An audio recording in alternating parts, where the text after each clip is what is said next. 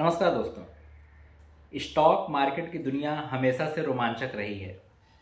कभी ऐसा लगता है कि पूरा सिस्टम आसमान छू लेगा और अचानक ही धराशायी हो जाता है। ये कहानी सिर्फ पैसों की नहीं बल्कि इंसान की लालच, डर और भरोसे की है।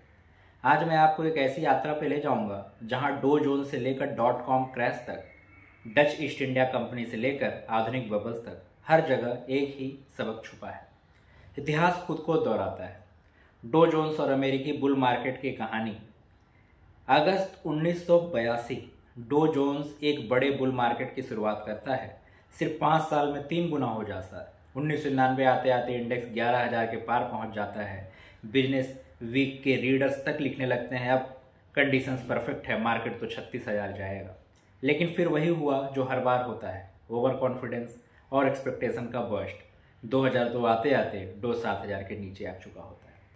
यह हमें याद दिलाता है कि मार्केट में लालच हमेशा शॉर्ट टर्म जीतता है, लेकिन रियलिटी हमेशा लॉन्ग टर्म जीतती है। Stocks versus bond. अब एक बड़ा सवाल, लॉन्ग रन में पैसा कहाँ बनता है, स्टॉक्स में या बॉन्ड्स में? डेटा साफ कहता है स्टॉक ने 20वीं सदी में बॉन्ड्स को बहुत पीछे छोड़ दिया। $10,000 अगर 1964 में स्टॉक मार्केट में लगाया होता तो कंपाउंड होकर लाखों में बदल चुका होता, जबकि बॉन्ड्स और बैंक डिपॉजिट्स आपको बस थोड़ा सा ही रिटर्न देते। लेकिन ध्यान रखिए, ये सफ़र आसान नहीं था। बीच बीच में वॉर्स, क्रैशेस और रिसेशंस आते रहे। असली विजेता वही बना जिसने धैर्य रखा। अब जानते हैं डच ईस्ट इंडिया कंपनी, दुनिया की पहली शेयर कंपनी। अब जरा 1600 से पहले चलते हैं। हॉलैंड ने एक कंपनी बनाई, VOC, Dutch east India company. ये दुनिया की पहली ऐसी कंपनी थी जिसने आम लोगों को शेयर्स दिए। इन्वेस्टर्स अपना पैसा लगाते और बदले में प्रॉफिट का हिस्सा पाते। पर कहानी यहीं खत्म नहीं हुई। VOC सिर्फ स्पाइस ट्रेड नहीं कर रही थी, यह एक तरह की मिनी गवर्नमेंट बन चुकी थी। वार लड़ती, कॉलोनीज कंट्रोल करती और पैसा छापने तक की ताकत रखती। लेकिन शेयर होल्डर्स और डायरेक्टर्स के बीच पावर स्ट्रगल भी शुरू हो गया। डायरेक्टर्स चाहते थे कंट्रोल अपने पास रहे, जबकि छोटे इन्वेस्टर ट्रांसपेरेंसी एंड डिविडेंड्स की मांग करने लगे।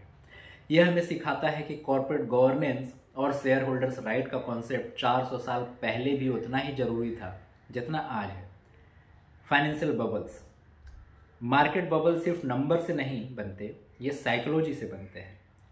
जैसे यूफोरिया, सबको लगता है कि मार्केट सिर्फ ऊपर जाएगा। मानिया, लोग घर बेचकर भी इन्वेस्ट करने लगते हैं। Distress, smart investors profit book कर लेते हैं। एंड देन क्रैश, बाकी लोग सब खो देते हैं। ये पैटर्न हमने ट्यूलिप मानिया में भी देखा, साउथ सी बबल में भी देखा, .com क्रैश में भी देखा और 2008 में भी देखा। इन सब में जो कॉमन फैक्टर था वो था लालच और डर का खेल। तो दोस्तों, चाहे डो जोन्स हो या VOC, चाहे ट्यूलिप बल्ब्स हो या टेक स्टॉक्स, प्रिंसिपल वही रहता है। शॉर्ट टर्म में मार्केट इमोशंस से चलता है, लॉन्ग टर्म में मार्केट फंडामेंटल से चलता है। इसलिए हमें हमेशा हिस्ट्री से सीखना चाहिए। मार्केट में पैसा सिर्फ वही बनता है जो धैर्य, अनुशासन और समझदारी से चलता है। और सबसे बड़ा सबक, मार्केट्स आपको अमीर भी बना सकता है और कंगाल भी। फ़र्क बस इतना ही है, आप उससे सीखते हैं या उसमें बह जाते हैं। Thank you.